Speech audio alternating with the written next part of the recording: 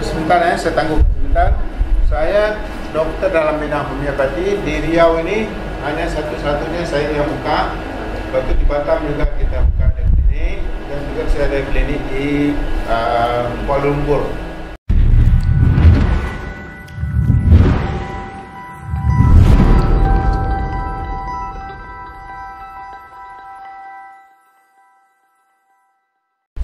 Baik.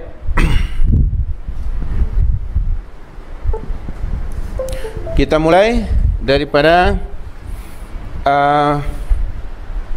anatomi dan fisiologi.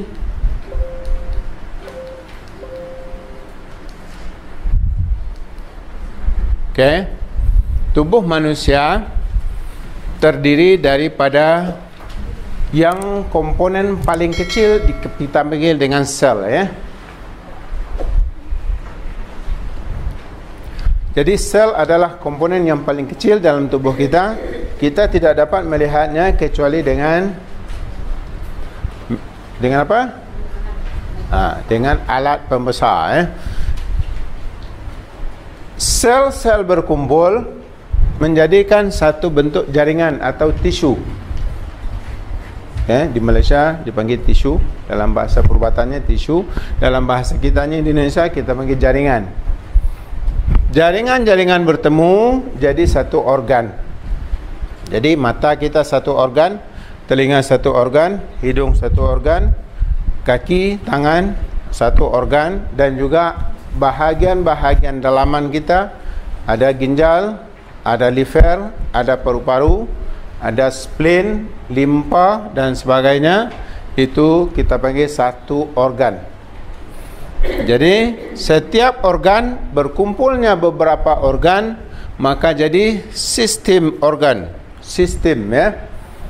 Dan berkumpulnya beberapa sistem baru jadi tubuh kita manusia. Okey, saya mau tekankan di sini bahawa manusia itu terdiri daripada satu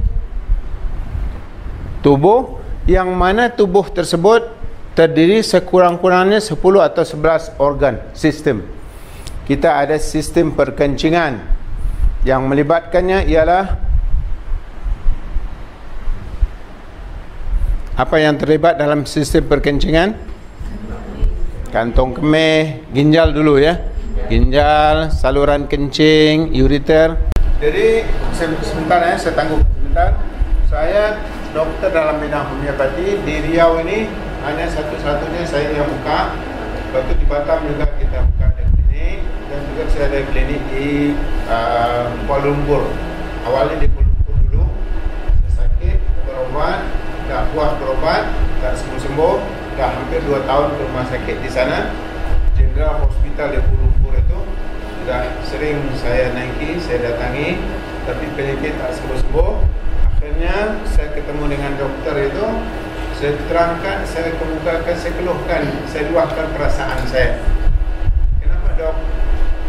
Dokter, dah saya berobat di sini dah lebih 1 tahun, dah hampir 2 tahun malah.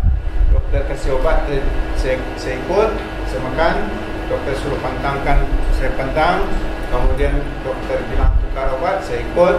Dan suruh jaga makan, saya jaga.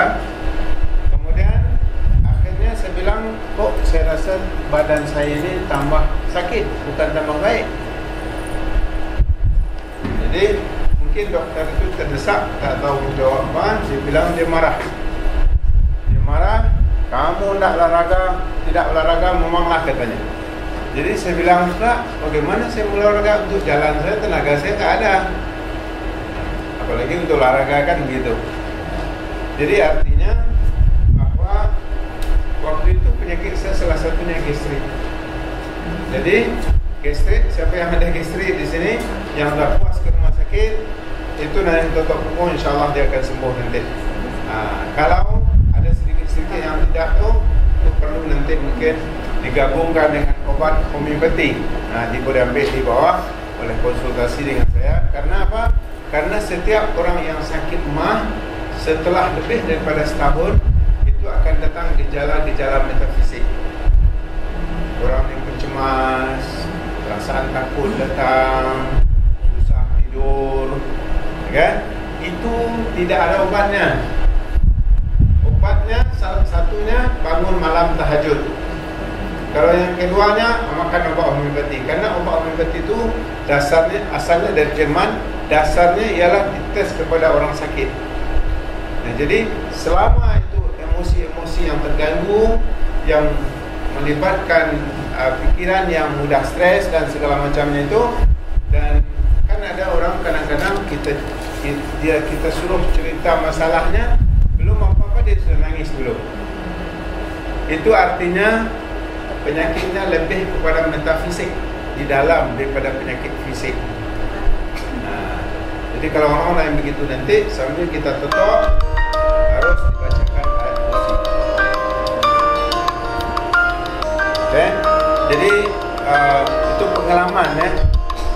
Dan yang paling saya expect dalam obat pasien itu ialah penyakit gastrik.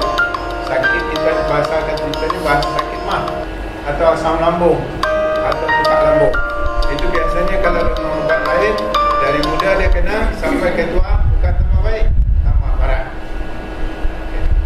Baik, jadi ini yang mengantar saya kepada dokter. Saya belajarnya dulu akuntansi di UNAN, di Universiti Andalas Padang.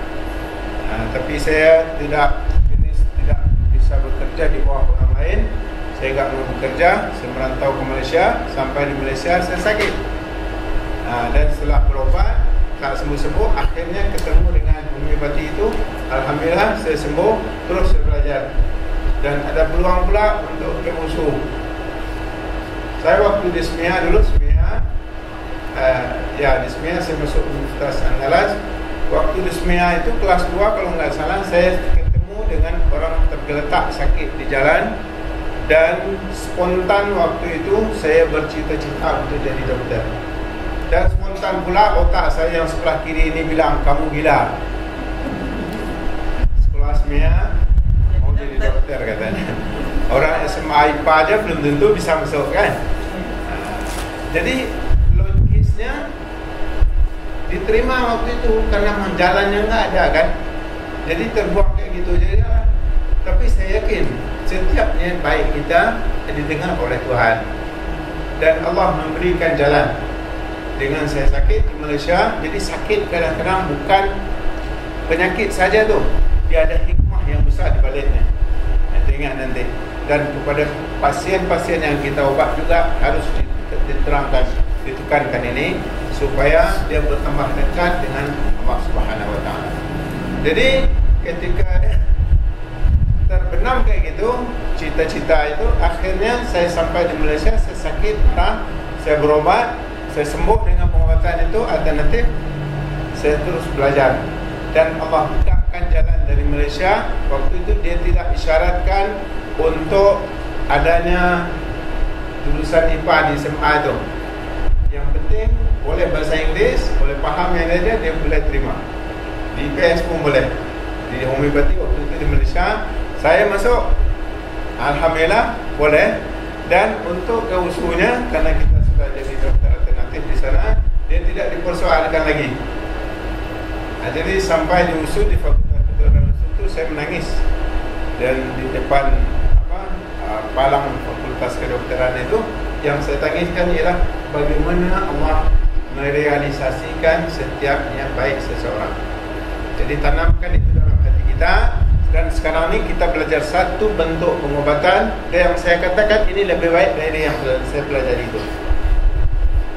Dari segi penyembuhan, itu dari bawah kan ada pasien tadi tak bisa berjalan, 4 kali totok sudah bisa jalan. Okay? Jadi jangan ragu dan bersihkan hati. Satu, kita belajar ini, ilmu ini suci. Kalau hati kita suci, dia ngam. Tapi kalau ada niat tak baik dalam hati kita, ingin sembelih orang ke segala macamnya, itu jauhkan tu niat yang seperti itu daripada syaitan. Syaitan itu akan mengajak kita kepada keburukan dan kemungkaran. Jadi bersihkan hati, dan kita bersihkan pula niat kita untuk tolong orang nanti. Jadi jangan nampak duit Yang penting pesakit itu sembuh. Dan Allah Maha Pemberi. Allah Maha memberi rezeki. Ilmu Allah sangat luas nikmatnya dan ilmunya.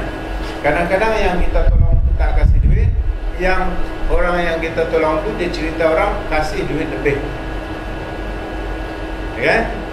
Itu yang kita harus tanamkan dalam diri kita, bagaimana kita membantu supaya orang boleh sembuh. Dan ini tugas yang amat mulia yang tidak bisa dipegang oleh semua orang. Baik. Yakinlah nanti rezeki akan ikut di belakang. Bukan kita mencari lagi, dia kejar kita. Ada yang belajar sebelum ni, hari selepas itu kan, saya pagi ni hari ni ke sini, dia totok 7 orang. Dah lunas dah uang pelatihan semua. Hanya 1 hari saja. Okey, mudah-mudahan kita juga nanti bersihkan hati dan bersihkannya. Rezeki Allah beri. Jangan takut. Ada orangnya tu. Belajarnya tanggal berapa? 21 Juli.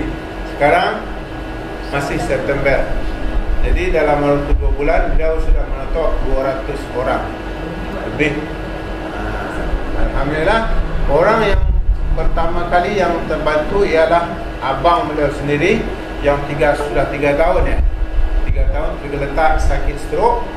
Jangankan berdiri berjalan, bangun pun tak boleh, menggerakkan kaki pun tak boleh. 5 kali toto bisa angkat kaki, bisa angkat tangan, 6 kali toto bisa berjalan di bawah. Padahal sebelum ni beliau sudah praktekkan 20 tahun refleksologi 1, urut badan saja ya. Bayangkan. Jadi itu saya kata tadi, bahawa kita tidak tersalah, bapa-bapa dan ibu-ibu datang sini tidak salah alamat dalam mempelajari ilmu totok punggung ya. Kemudian itu sajalah untuk sementara. Jadi saya di sini di bawah 1, di Batam 1, ada di Kuala Lumpur 1. Jadi saya seminggu di sini, seminggu di Batam, seminggu di Kuala Lumpur. Begitu biasanya. Dan alhamdulillah Ustaz Abdul Rahman, Ketua Totok Punggung Malaysia, melantik saya sebagai trainer dan juga trainer kepada trainer. Ini kita ada buat EFT bulan 10 ni, iaitu pelatihan totok punggung untuk orang buat pelatihan, trainer for trainers. Jadi alhamdulillah saya salah seorang tenaga pengajar juga nanti. Dan saya harapkan ni bapa-bapa dari ibu nanti ikutlah nanti, mungkin tahun depan, usahakan dari sekarang, insyaAllah dia akan dapat lebih kita pahami dan lebih kita faham. Kita cukupkan demikian. Yang sama-sama kitanya nanti, saya pun sebenarnya ingin berkenalan lebih jauh, jadi nanti saja kita sambung waktu istirahat.